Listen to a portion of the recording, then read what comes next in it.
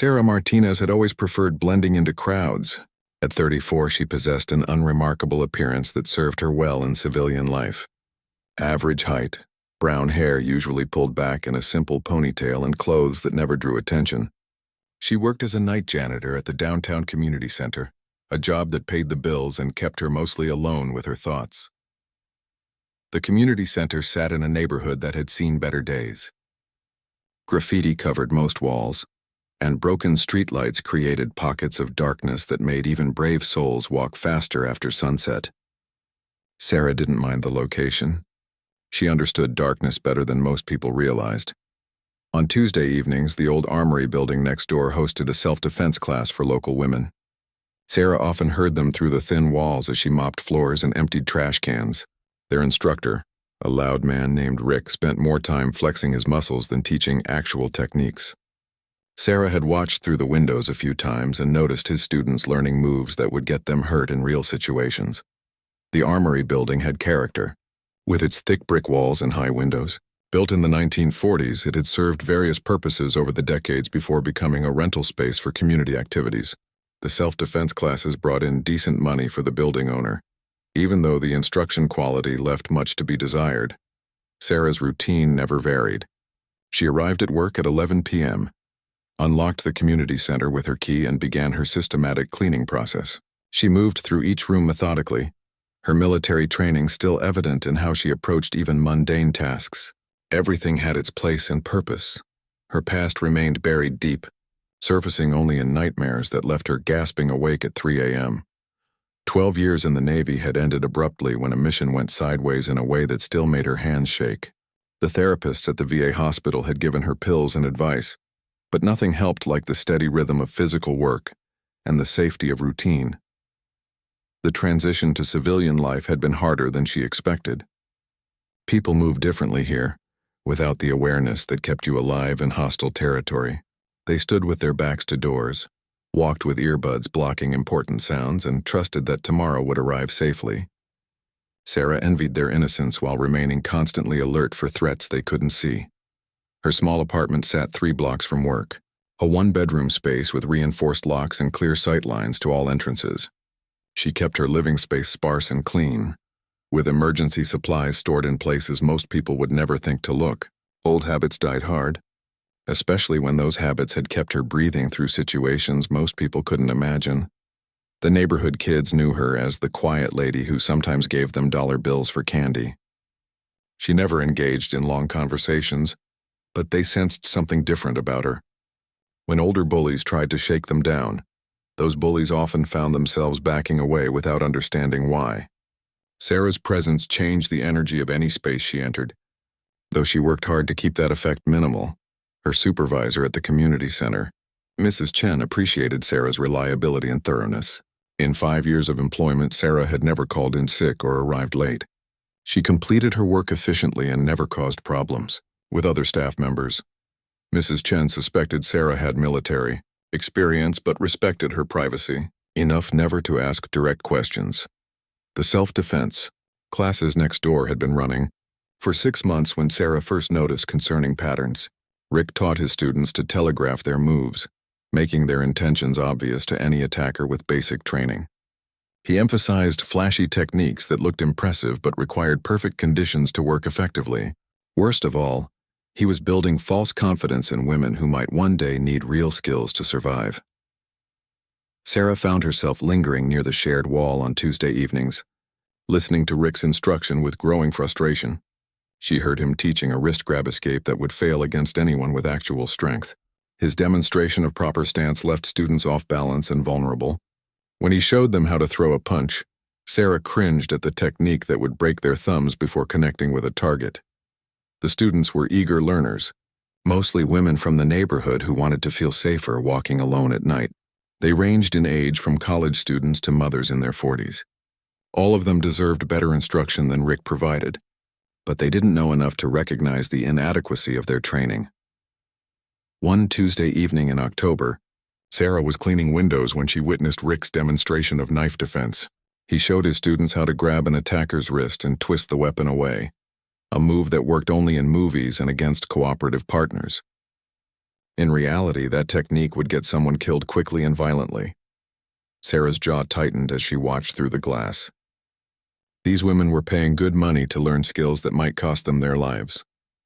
They practiced the flawed techniques with enthusiasm, believing they were gaining real protection. Their false confidence would make them targets for predators who recognized inexperienced fighters. That night, Sarah finished her cleaning duties earlier than usual but lingered in the parking lot. She watched the women leave the Armory building, noting how they walked with new swagger that wasn't backed by genuine ability. Their body language advertised recent self-defense training to anyone watching from the shadows. The neighborhood held more dangers than broken streetlights and graffiti. Sarah had observed patterns during her 5 years of working the night shift. She knew which corners attracted drug dealers, which alleys provided cover for muggings, and which buildings housed people who preyed on the vulnerable. Rick's students were painting targets on themselves without realizing it. As she walked home that night, Sarah made a decision that would change everything. She couldn't continue watching women receive training that endangered their lives. Her own past had taught her the real cost of inadequate preparation, and she wouldn't stand by while others paid that price. The next morning, Sarah called the Armory building's owner and asked about renting time for her own activities. She didn't mention self-defense or martial arts, simply saying she needed space for exercise classes. The owner, motivated primarily by income, agreed to let her use the building on Thursday evenings for a reasonable rate. Sarah spent the following week preparing for something she had never planned to do again. She would have to reveal parts of herself that she had worked hard to keep buried, but sometimes the mission chose you, even when you thought your fighting days were finished. Thursday evening arrived with the first hint of winter in the air. Sarah unlocked the Armory building and stepped into the space where Rick held his inadequate classes. The high ceiling and open floor provided good training environment, but she would need to transform more than just the physical space. She had no students yet, no reputation to draw people in, and no desire for attention. But she had skills that could save lives, and that was enough to overcome her preference for shadows and silence. Sarah's first Thursday evening class attracted exactly 0 students. She had posted simple flyers around the neighborhood announcing practical self-defense training with basic contact information, but hadn't expected immediate results. She used the empty time to assess the Armory's layout and plan training scenarios that would work within the space. The building's acoustics amplified every sound, from footsteps to breathing. The hardwood floor showed wear patterns from decades of use, but provided stable footing for physical training. Natural light entered through tall windows during daytime hours, though evening sessions would rely on overhead fluorescent fixtures that cast harsh shadows in corners. By her third Thursday session, curiosity had drawn 2 attendees. Maria Gonzalez, a 26-year-old nurse who walked home from late shifts, arrived first. She moved carefully, favoring her left side in a way that suggested recent injury. Behind her came Janet Wu, a college student whose nervous energy filled the space as she constantly checked her phone and glanced toward exits. Sarah introduced herself simply. Without background details or impressive credentials, she explained that they would focus on practical techniques designed to work under stress against larger, stronger attackers. No flashy moves, no false promises, just skills that might save their lives when everything went wrong. Most self-defense classes teach you to fight, Sarah told her small group. I'm going to teach you to survive. The difference became apparent immediately. Where Rick emphasized complex joint locks and elaborate throws, Sarah focused on simple strikes to vulnerable targets.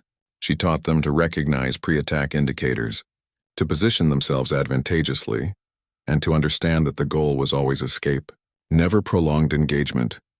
Maria struggled with techniques that required quick movement, her healing ribs limiting her range of motion. Sarah adapted the training on the spot, showing her moves that worked from compromised positions. Janet wanted to know the theory behind every technique, asking detailed questions about anatomy and leverage that Sarah answered with scientific precision. Your attacker won't give you time to think, Sarah explained while demonstrating a palm strike. These moves need to become automatic responses. We'll practice until your body remembers even when your mind goes blank. Word of mouth worked slowly in their neighborhood, but it worked. The following week brought 4 students, then 6. Each new face represented someone seeking real protection in a world that offered too many threats and too few genuine solutions. Sarah noticed things about her students that other instructors might miss. Rachel Kim walked with keys positioned between her fingers, a technique that would break her hand before injuring an attacker. Linda Torres kept glancing over her shoulder, behavior that suggested someone was already making her feel unsafe.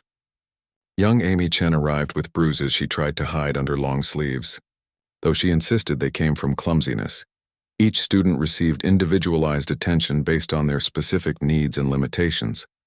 Sarah taught shorter women how to use their lower center of gravity as an advantage. She showed older students techniques that relied on precision rather than strength. For those dealing with injuries or disabilities, she developed modified approaches that worked within their physical constraints.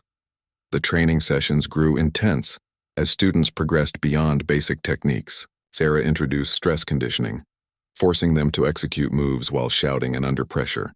She taught them to fight through pain, to continue functioning when their initial techniques failed, and to maintain awareness even while experiencing tunnel vision. Pain is information, Sarah explained during a particularly challenging session. It tells you something is wrong, but it doesn't have to stop you from doing what needs to be done. Rick's Tuesday classes continued next door, and sometimes his students wandered over to watch Sarah's Thursday sessions. The contrast in teaching methods became obvious to anyone paying attention. Where Rick's students practiced choreographed sequences against cooperative partners, Sarah's group dealt with unpredictable attacks and non-compliant opponents. Competition developed naturally. Rick began making comments about amateur instructors and dangerous training methods to his own students. He suggested that real self-defense required years of martial arts study and proper certification. Sarah ignored his remarks, focusing entirely on her students' development rather than responding to professional jealousy. The first real test came on a rainy Thursday in November. Amy Chen arrived at class shaking, her left eye swollen shut and her lips split. She had encountered her abusive ex-boyfriend outside her apartment building the previous night, and their confrontation had escalated beyond verbal threats. "I tried to use what you taught me," Amy said through tears, "but I froze up. I couldn't remember anything."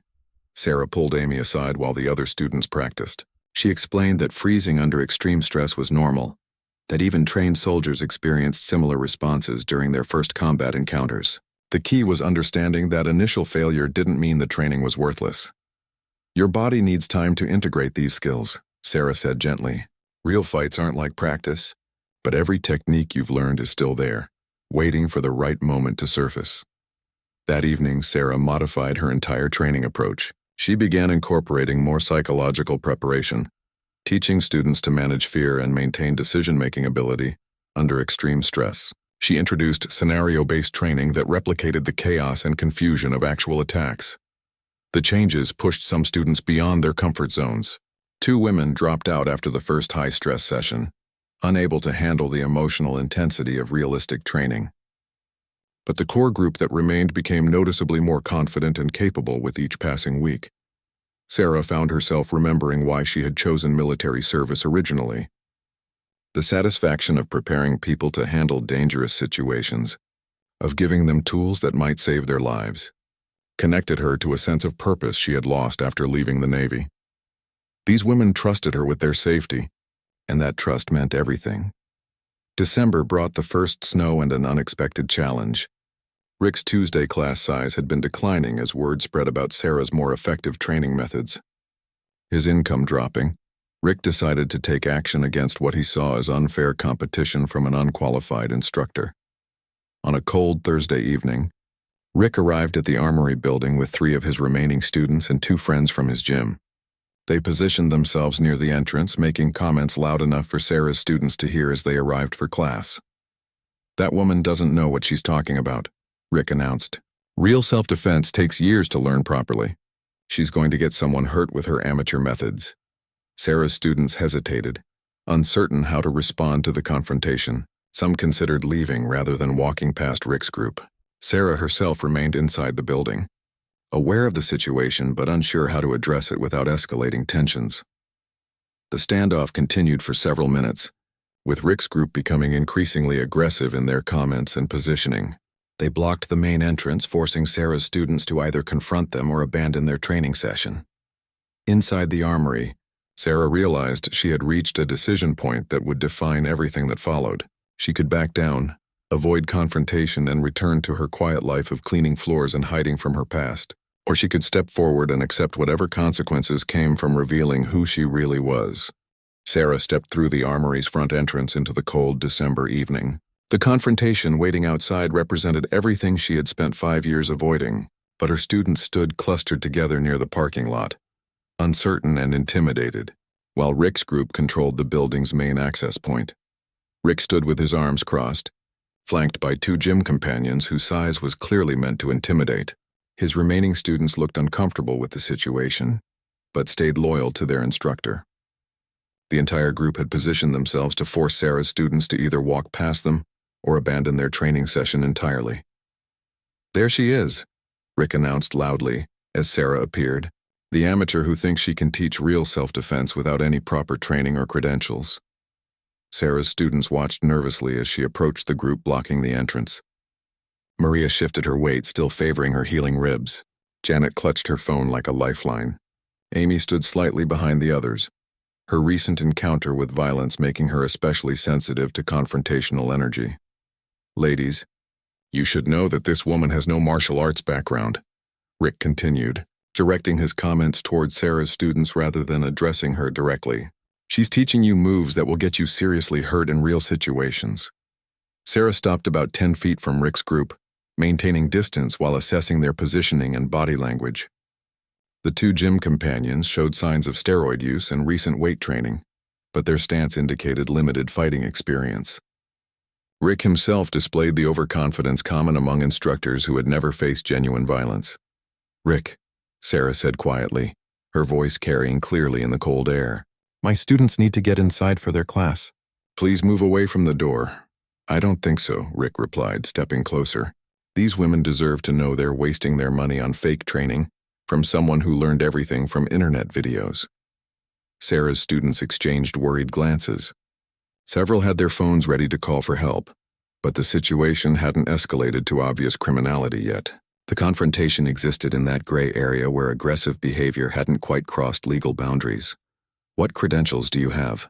demanded Jake, one of Rick's gym companions. "What makes you qualified to teach anyone anything about fighting?"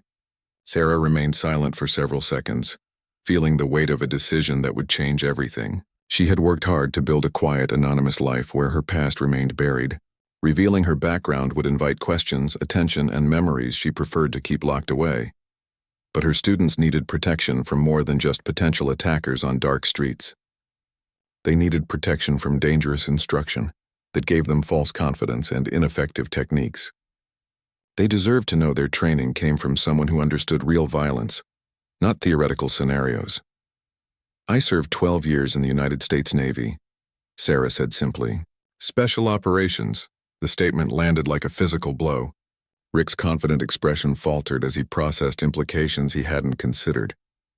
His gym companions exchanged uncertain looks, their aggressive posturing suddenly feeling less appropriate. "Navy SEALs?" Janet asked from behind Sarah, her voice filled with awe and disbelief. Sarah nodded once, the admission feeling strange after years of careful secrecy. "I was deployed multiple times to combat zones where the training I'm teaching you kept me and my teammates alive." Rick recovered quickly, his ego unwilling to accept defeat. "Anyone can claim military service," he said loudly. "Prove it. Show us some of these deadly techniques you supposedly learned." "I don't need to prove anything to you," Sarah replied calmly. "My students' safety and progress speak for themselves." "Coward," sneered Marcus, Rick's second gym companion. "All talk and no action, just like every fake soldier who claims special ops experience." The insult hit harder than Sarah expected.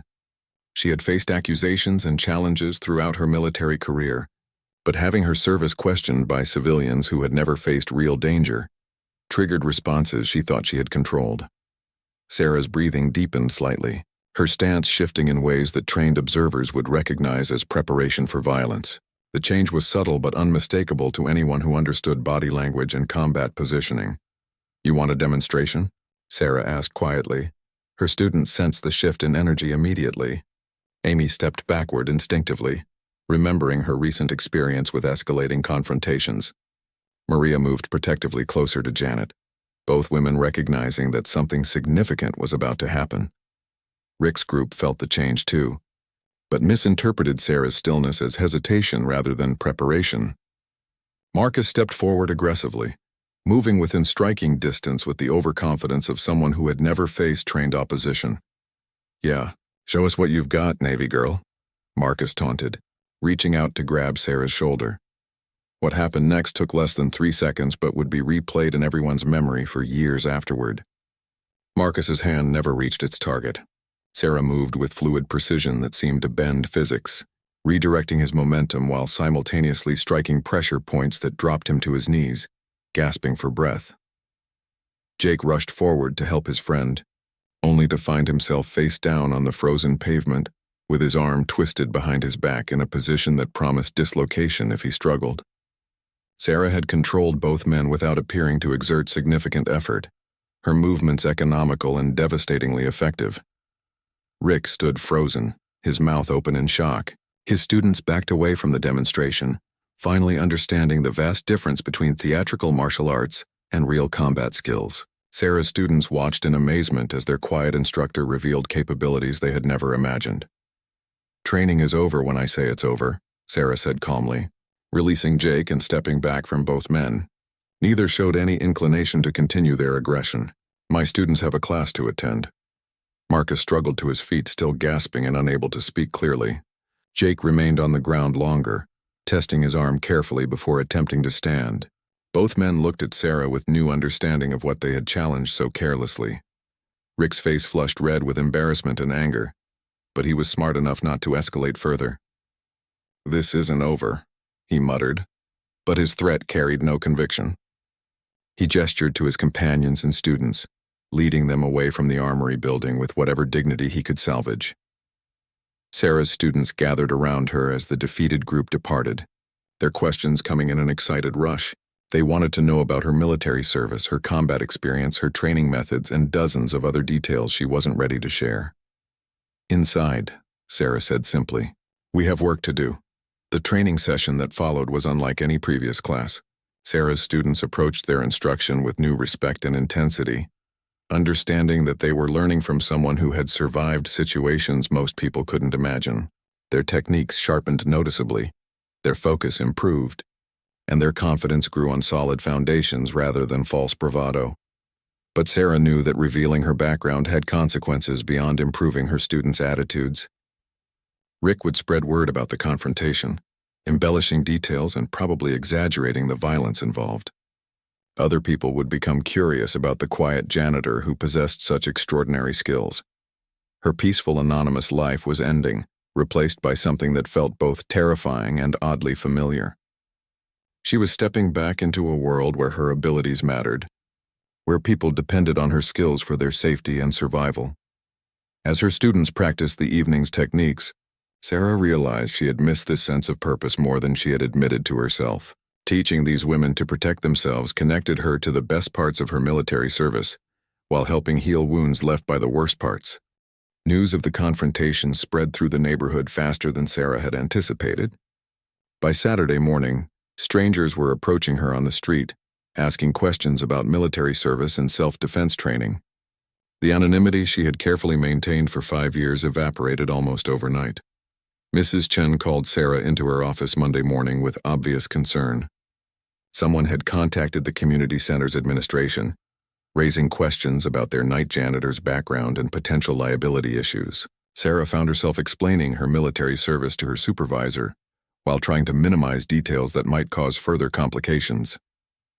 "The board is concerned about insurance coverage," Mrs. Chen explained apologetically. "If you're teaching martial arts or weapons training, that could affect our policies and legal exposure." Sarah assured her supervisor that she only worked as a janitor at the community center, keeping her training activities completely separate at a different location. But she could see the worry in Mrs. Chen's eyes, the fear that employing someone with Sarah's background might bring unwanted attention or problems. The Thursday class that week drew 15 students, nearly triple the previous attendance. Word had spread about the instructor who had defeated multiple attackers with techniques that looked almost supernatural to untrained observers.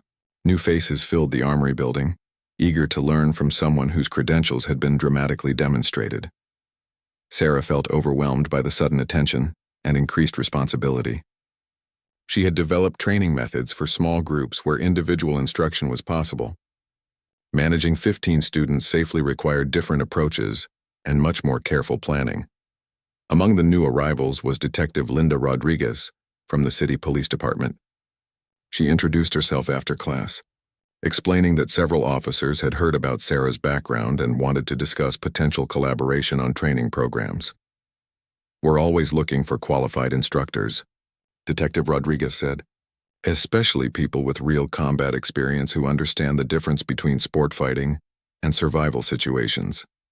Sarah politely declined the invitation, explaining that she preferred keeping her teaching activities small and informal, but she could see that Detective Rodriguez wasn't entirely convinced by her reluctance to expand her involvement. The following week brought unexpected visitors during Sarah's regular cleaning duties. 3 men in expensive suits waited outside the community center when she arrived for work Tuesday evening. They introduced themselves as representatives from a private security company that provided training services to corporate clients. "We've heard about your background and recent demonstrations," the lead man explained. "Our company is expanding into executive protection training, and we need instructors with legitimate special operations experience." The job offer was generous, potentially tripling Sarah's current income while providing benefits and professional recognition, but accepting would mean leaving her quiet life entirely, stepping back into a world where her military background defined her identity and shaped her daily activities. Sarah thanked them for their interest, but explained she wasn't looking for career changes.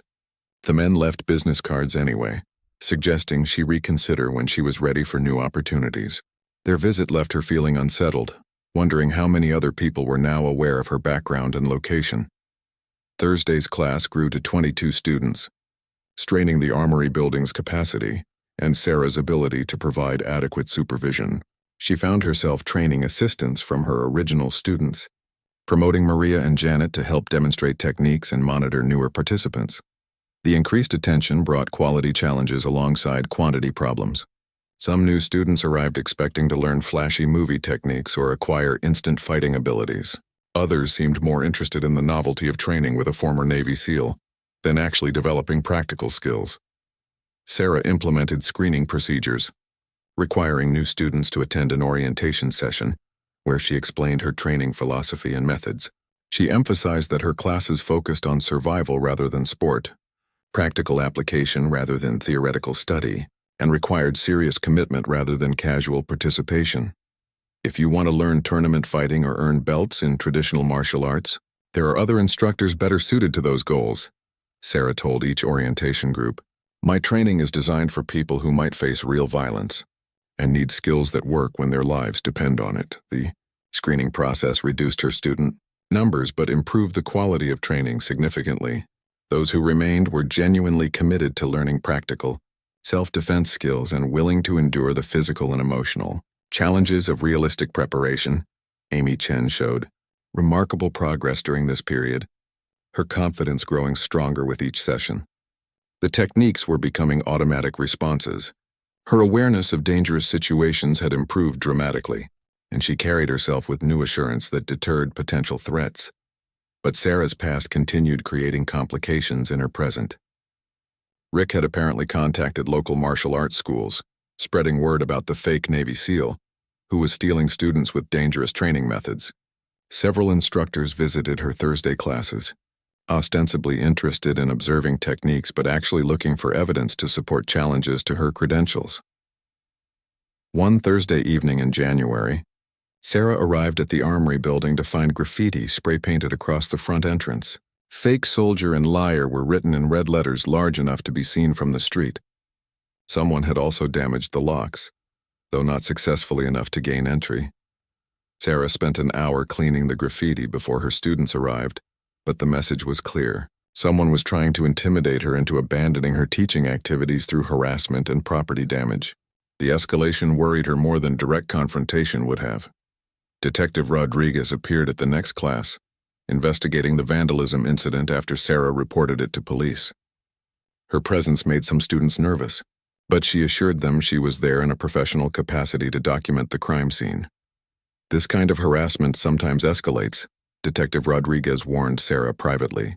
You might want to consider varying your routines and taking basic security precautions.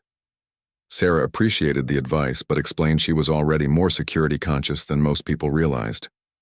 Her military training included awareness of surveillance, threat assessment, and protective measures that civilians rarely considered necessary. The detective's visit reminded Sarah that her increased visibility brought risks beyond professional jealousy and credential challenges.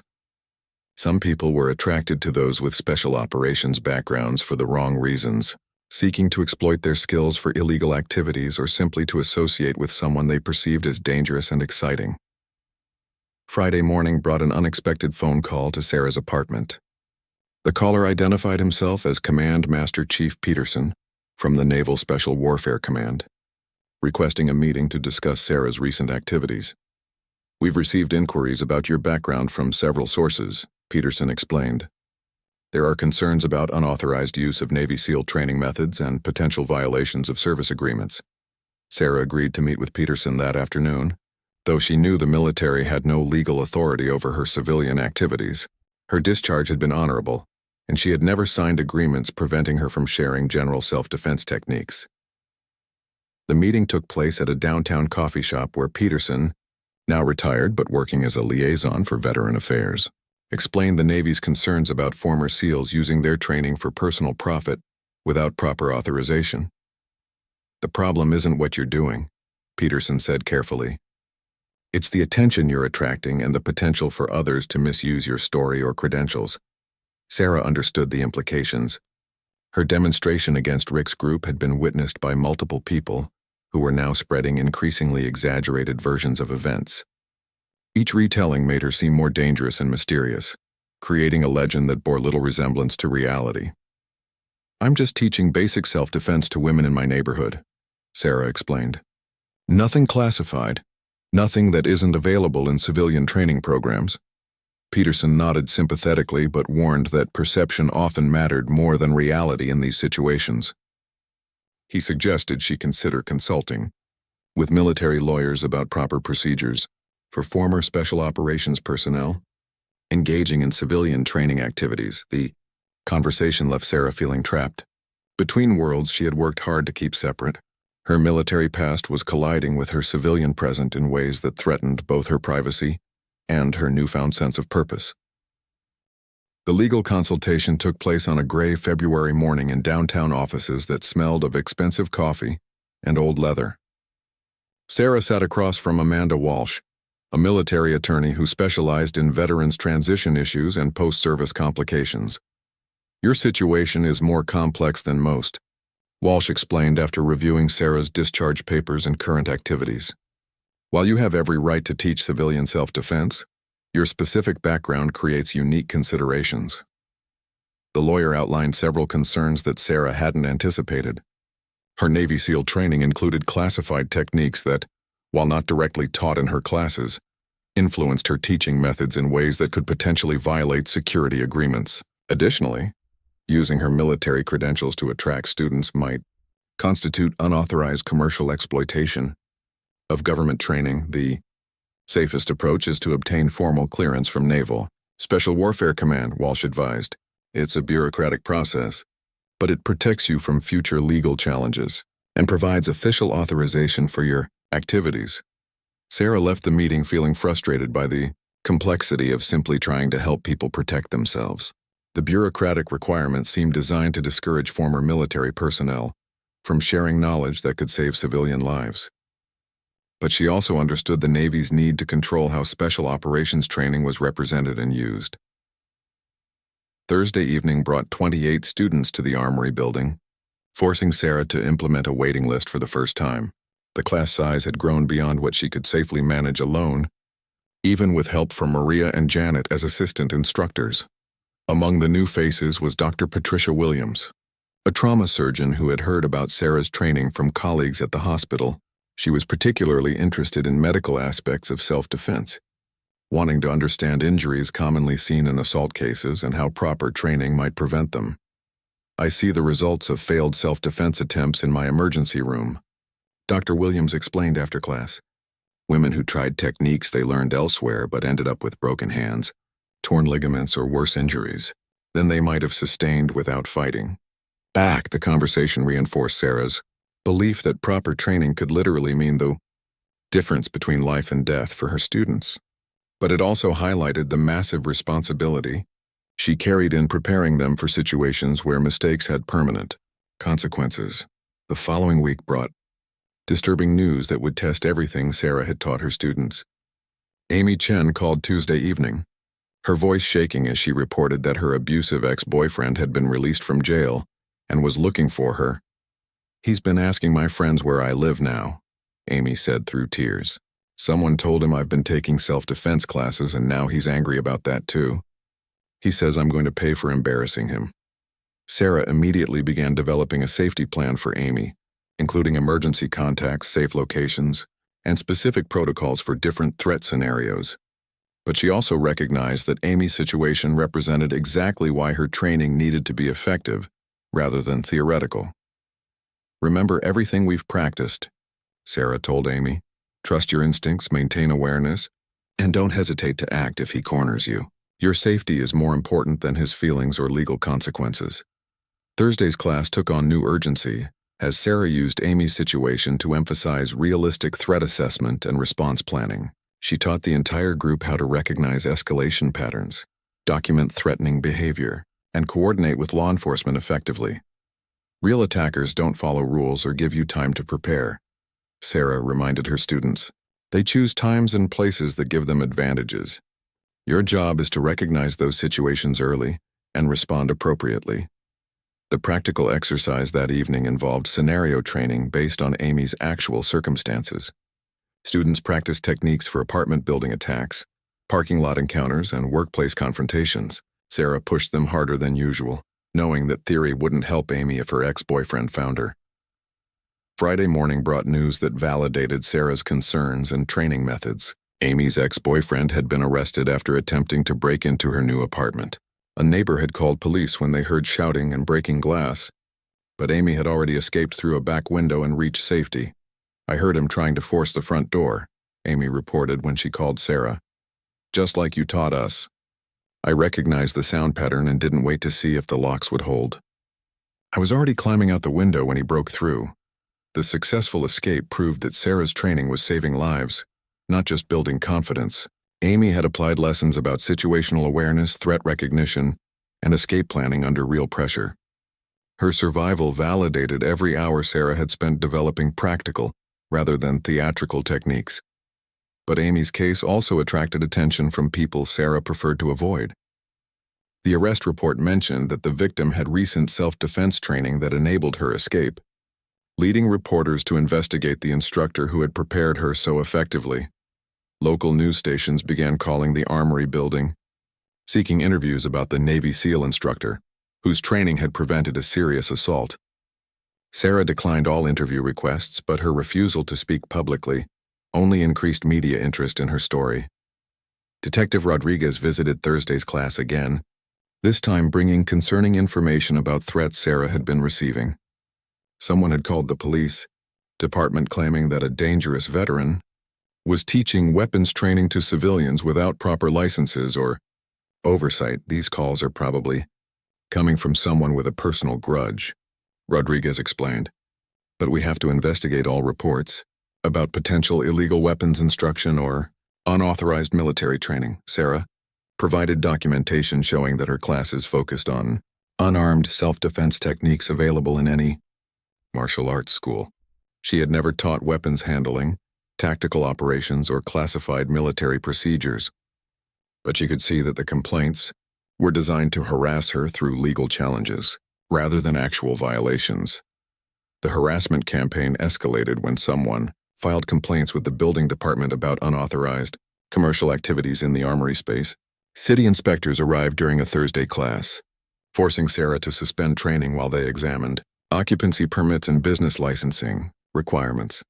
"You need a commercial fitness license to operate group exercise classes," the lead inspector explained, "plus liability insurance, fire safety compliance, and proper zoning approval for this type of activity."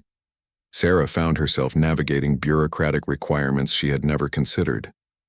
The cost for proper licensing, insurance, and facility modifications would consume most of her savings while creating an official paper trail that would make her activities visible to everyone who wanted to shut her down.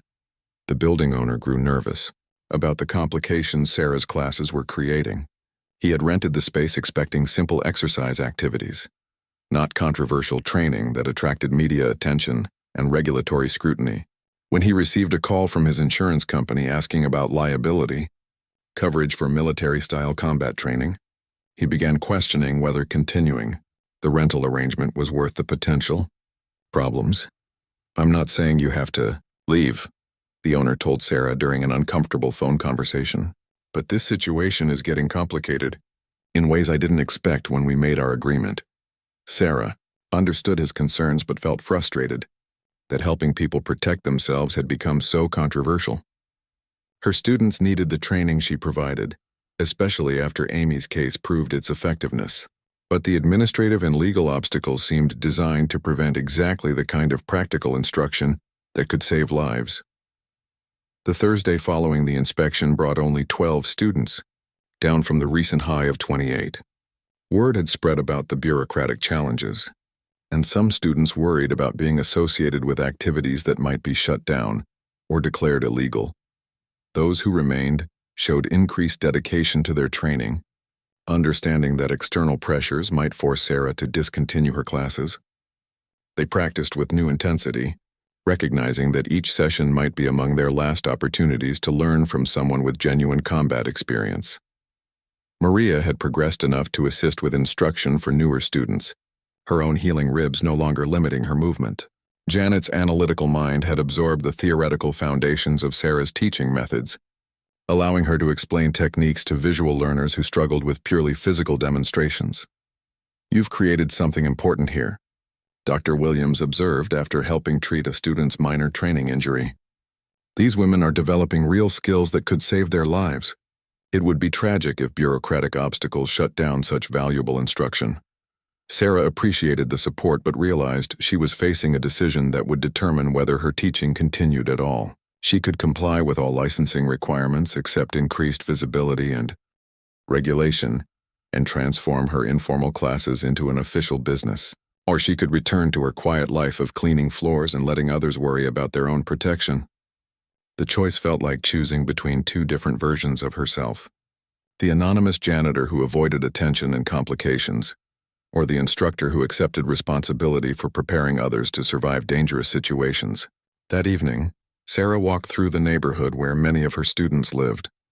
She observed the poorly lit streets, the hiding places that attracted predators, and the vulnerable people who moved through these spaces without adequate protection or awareness. Amy's apartment building stood 3 blocks away, its broken front door already repaired but the memory of violence still fresh in everyone's minds. Sarah's training had saved Amy's life, but how many other women would face similar situations without proper preparation? The question haunted Sarah as she considered her options. Personal anonymity and safety competed with her sense of responsibility to people who depended on her instruction. Her military oath to protect others hadn't expired with her discharge papers, but fulfilling that obligation was becoming increasingly difficult in civilian circumstances. Friday morning brought a call from Command Master Chief Peterson, who had been monitoring Sarah's situation through military channels. His message was brief but significant. Naval Special Warfare Command had completed their review and found no violations of service agreements in Sarah's training activities. "You're cleared to continue teaching civilian self-defense," Peterson informed her. "The Navy recognizes the value of former special operations personnel sharing appropriate skills with communities that need protection." The official clearance removed one major obstacle to continuing her classes, but Sarah still faced licensing requirements, insurance costs, and ongoing harassment from people who opposed her activities for personal or political reasons. She had 1 week to decide whether the mission was worth the complications it would bring to her carefully constructed quiet life. Sarah spent the weekend researching licensing requirements and calculating costs for legitimizing her training operation. The numbers were daunting but not impossible. Commercial fitness license, liability insurance, facility modifications, and business registration would consume her savings, but could be managed if she charged appropriate fees for instruction. Monday morning brought an unexpected ally when Dr. Williams called with a proposal. The hospital where she worked was interested in sponsoring self-defense training for their female staff members, who frequently worked late shifts in areas with high crime rates. We could provide initial funding for proper licensing and insurance, Dr. Williams explained. In exchange, you would offer monthly training sessions for hospital employees and help us develop safety protocols for our facilities. The offer provided a potential solution to Sarah's financial challenges while giving her instruction and official medical endorsement. Hospital sponsorship would also provide legitimacy that could counter attempts to characterize her training as dangerous or inappropriate. Sarah agreed to meet with hospital administrators later that week to discuss the partnership proposal. The timing felt significant, arriving just when she was questioning whether to continue her classes at all. Tuesday evening brought disturbing news that reinforced the importance of her work. Another woman in the neighborhood had been attacked while walking home from a late shift. The assault occurred 3 blocks from the Armory building, in an area where several of Sarah's students lived and worked. She tried to fight back, Detective Rodriguez reported during a brief phone call, but her resistance training wasn't adequate for the situation she faced. The attacker was prepared for basic self-defense techniques and had countermeasures ready. The incident highlighted exactly why Sarah's training methods differed from conventional approaches. Most self-defense classes taught students to rely on specific techniques, without preparing them for situations where those techniques failed or were anticipated by experienced attackers. Predators study self-defense classes too. Sarah had often warned her students. They know what moves you're likely to try and how to counter them. Real protection comes from adaptability and multiple backup plans. Thursday's class attendance rebounded to 18 students as news of the recent attack spread through the community. Several women who had been considering joining finally decided that the risks of being unprepared outweighed concerns about bureaucratic complications. Sarah used the recent assault as a teaching opportunity, analyzing what had gone wrong and how proper training might have changed the outcome. She emphasized that fighting back was always risky, but that informed resistance was better than passive victimization. The goal is never to win a fight, Sarah reminded her students. The goal is to create enough disruption to escape or attract help. Every technique you learn is designed to buy you time and opportunities, not to defeat your attacker completely. The lesson resonated strongly with new students who had joined specifically because conventional self-defense classes hadn't prepared the recent victim for her encounter. They wanted training that acknowledged the reality of experienced predators, rather than assuming attackers would be untrained and unprepared. Amy Chen attended that evening's class with new determination, her recent experience having proven the value of Sarah's instruction. She had become an inspiration to other students, living proof that proper training could save lives when everything went wrong. I never thought I would actually need to use what we learned here, Amy told the group during discussion time. But when the moment came, my body knew what to do even though my mind was panicked. The training took over when conscious thought failed. Her testimony carried more weight than any demonstration Sarah could provide. The other students saw in Amy's survival the potential for their own protection, understanding that the techniques they practiced might someday make the difference between life and death. Friday's meeting with hospital administrators went better than Sarah had expected. The safety committee was genuinely concerned about employee security and impressed by Amy's case as evidence of training effectiveness. They agreed to fund Sarah's licensing and insurance costs in exchange for regular training, sessions and consultation on facility security measures. We see assault injuries in our emergency department every week, the chief administrator explained. If we can prevent even a few of those cases by providing proper self-defense training to our staff, the investment will pay for itself many times over. The partnership would provide Sarah with legitimacy, financial stability, and an opportunity to expand her instruction to reach more people who needed protection. But it would also end her anonymity completely, making her a public figure associated with the hospital and subject to greater scrutiny. Over the weekend, Sarah completed the licensing applications and insurance paperwork that would transform her informal classes into an official business. The process felt strange after years of avoiding bureaucratic entanglements, but she recognized it as necessary for continuing her work. Monday brought the first sign that her decision to go legitimate was attracting new types of attention. A reporter from the city newspaper called requesting an interview about the Navy SEAL turned self-defense instructor, whose training had saved a local woman from assault. Sarah agreed to a limited interview, understanding that media coverage could help her reach more people who needed training, while also making her work more transparent to critics. She insisted on focusing the discussion on practical safety techniques rather than her military background. The interview, published Wednesday morning, presented Sarah's work in a positive light while maintaining respect for her privacy about classified military experiences. The article emphasized the effectiveness of her training methods and the real-world results achieved by her students. Thursday evening's class drew 25 students, including several who had read the newspaper article and decided to investigate Sarah's training methods. The media coverage had clearly increased public interest while also making her work seem more legitimate and professional. Among the new faces was Elena Vasquez, a social worker who dealt with domestic violence cases through the county court system. She was particularly interested in training that could help her clients protect themselves from abusers who knew their routines and living situations. The women I work with face attackers who know them personally, Elena explained after class. Traditional self-defense assumes you're dealing with strangers, but intimate partner violence involves people who understand your weaknesses and habits. Sarah recognized the specialized nature of Elena's request and offered to develop customized training modules for domestic violence survivors. The techniques would need to account for emotional manipulation, psychological warfare, and attackers who had intimate knowledge of their victims' behaviors. The conversation with Elena sparked new ideas about expanding her instruction to address different types of violence that women faced. Date rape prevention required different skills than stranger assault. Workplace harassment needed different responses than domestic violence. Each situation demanded specialized knowledge and techniques.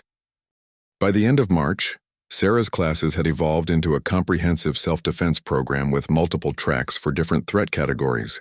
Hospital sponsorship had provided financial stability, while media coverage brought students from across the city rather than just the immediate neighborhood. The transformation felt surreal to someone who had spent 5 years cleaning floors and avoiding attention. But Sarah was beginning to understand that her military service had prepared her for exactly this type of mission, protecting people who couldn't protect themselves and sharing knowledge that could save lives. The quiet janitor was disappearing, replaced by an instructor whose reputation was spreading throughout the community. Sarah felt both excitement and anxiety about the changes, knowing that increased visibility brought new opportunities along with new risks and responsibilities. Her students were becoming advocates for her training methods, sharing their experiences with friends and family members who needed similar protection. Word of mouth was proving more effective than any advertising could have been, creating a network of women who understood the value of realistic preparation for dangerous situations. But success was also attracting the attention of people who opposed her work for various reasons. Professional competitors, political activists, and others who felt threatened by her approach were beginning to organize opposition that went beyond simple harassment.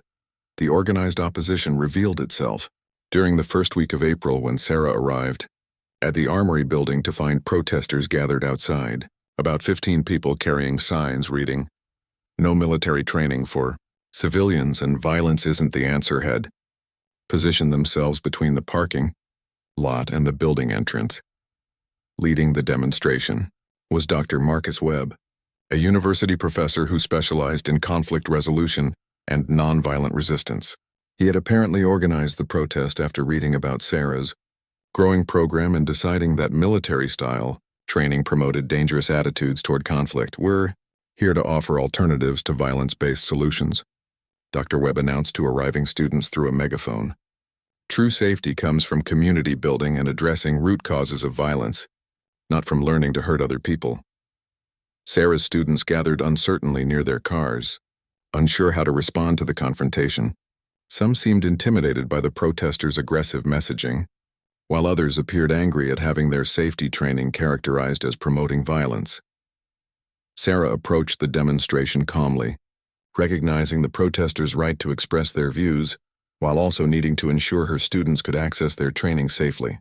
She asked Dr. Webb if they could speak privately to discuss his concerns and possibly find common ground. My training teaches people to protect themselves when non-violent solutions have already failed, Sarah explained during their conversation. I agree that preventing violence is better than responding to it, but women need backup plans for situations where prevention doesn't work. Dr. Webb remained unconvinced, arguing that self-defense training created a false sense of security while promoting the idea that violence could solve problems. He believed that Sarah's military background made her inherently biased toward aggressive solutions rather than peaceful alternatives. The philosophical disagreement couldn't be resolved through discussion, but Sarah managed to negotiate an agreement where protesters would allow her students to enter the building without harassment. In exchange, she agreed to include conflict de-escalation techniques in her curriculum, alongside physical self-defense skills. Their compromise satisfied neither side completely, but allowed Thursday's class to proceed with minimal disruption. Sarah used the protest as a teaching opportunity, explaining to her students how to assess crowd dynamics and navigate through potentially hostile groups safely. Avoiding conflict is always preferable to engaging in it, Sarah told her class. But avoidance requires recognizing dangerous situations early and having exit strategies prepared. Sometimes the best self-defense is knowing when not to fight. The protest had attracted media attention, leading to news coverage that presented both sides of the debate about civilian self-defense training. Sarah found herself defending her methods against critics who had never faced real violence or understood the limitations of purely theoretical approaches to personal safety. A follow-up article in the newspaper included interviews with several of Sarah's students, who spoke passionately about how the training had improved their confidence and safety. Amy Chen's story was featured prominently, providing concrete evidence of the program's effectiveness against Dr. Webb's theoretical objections. I tried conflict resolution and de-escalation with my abuser for 2 years. Amy was quoted as saying, "Those approaches work with reasonable people, but some attackers only understand force. Sarah's training saved my life when talking failed." The media coverage attracted attention from unexpected sources.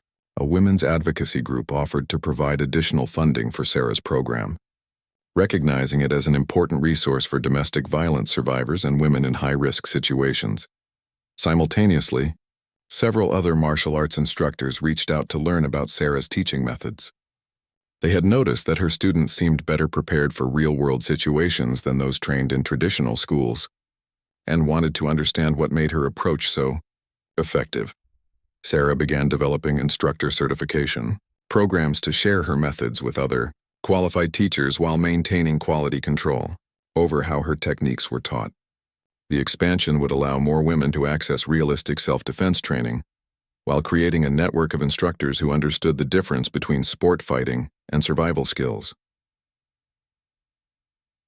By May, Sarah's program had grown beyond anything she had originally envisioned.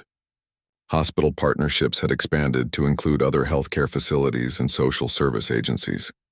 Media coverage had brought students from surrounding communities who drove considerable distances to attend her classes. The Armory building could no longer accommodate demand, forcing Sarah to rent additional training spaces and hire assistant instructors to manage multiple simultaneous classes. What had begun as informal evening sessions for neighborhood women had become a comprehensive self-defense organization, serving hundreds of students. Success brought new challenges that tested Sarah's leadership abilities in ways her military training hadn't fully prepared her for. Managing civilian volunteers required different skills than commanding military personnel. Dealing with media attention, political opposition, and bureaucratic requirements demanded diplomatic abilities that complemented but differed from combat leadership. Elena Vasquez had become instrumental in developing specialized programs for domestic violence survivors, using her social work background to create training that addressed both physical and psychological aspects of intimate partner violence. Her expertise helped Sarah understand how trauma affected learning and recovery in ways that military training hadn't covered. Dr. Williams continued providing medical support and credibility to the program while also documenting its effectiveness in preventing injuries. Her research was beginning to show measurable reductions in assault-related emergency room visits among women who had completed Sarah's training. The data validated what Sarah had always believed. Proper self-defense instruction could save lives and prevent serious injuries. But having scientific documentation of the program's effectiveness provided powerful ammunition against critics who dismissed her work as unnecessary or dangerous. As summer approached, Sarah reflected on the dramatic changes in her life over the past year. The quiet janitor who had avoided attention and buried her military past had become a public figure whose work was affecting hundreds of lives throughout the community. The transformation hadn't been easy or entirely voluntary. External pressure had forced many of the changes that had taken her from anonymous cleaning duties to highly visible instruction and advocacy work. But Sarah was beginning to understand that her military service had prepared her for exactly this type of mission. Amy Chen had become one of Sarah's assistant instructors, her survival story inspiring countless other women to take their safety seriously. Her progress from victim to teacher demonstrated the empowerment that came from gaining real protective skills rather than just theoretical knowledge. "You saved more than my life that night," Amy told Sarah during a quiet moment after a particularly challenging class. "You gave me back my power to protect myself and help other women do the same. That's worth more than I can ever repay." Sarah realized that her work had evolved beyond teaching self-defense techniques. She was helping women reclaim their sense of personal agency and safety in a world that often made them feel powerless. The physical skills were important, but the psychological transformation might be even more valuable. The protests had largely faded as Dr. Webb's group found other causes to pursue, but Sarah remained aware that her work would always have critics. Some people would never accept that violence was sometimes necessary for protection, just as others would never understand that prevention was preferable to reaction. Her program now operated in multiple locations, with dozens of certified instructors teaching hundreds of students each month. What had begun as an attempt to help a few neighborhood women had become a movement that was changing how people thought about personal safety and self-protection. The former Navy SEAL who had tried to disappear into civilian anonymity had discovered that her real mission was just beginning. Teaching women to protect themselves was proving to be the most important work of her life, more fulfilling than any military operation she had ever completed. Sarah Martinez had found her purpose in an unexpected place, transforming from a janitor who cleaned up after others to an instructor who empowered them to clean up dangerous situations themselves. The woman who had once hemmed herself in with anonymity and routine was now helping others break free from the limitations that made them vulnerable. In the end, they had tried to hem her in at the Armory, but discovered she was someone who could never be contained when people needed protection. Her true strength lay not in her ability to fight, but in her willingness to share that ability with others who needed it most.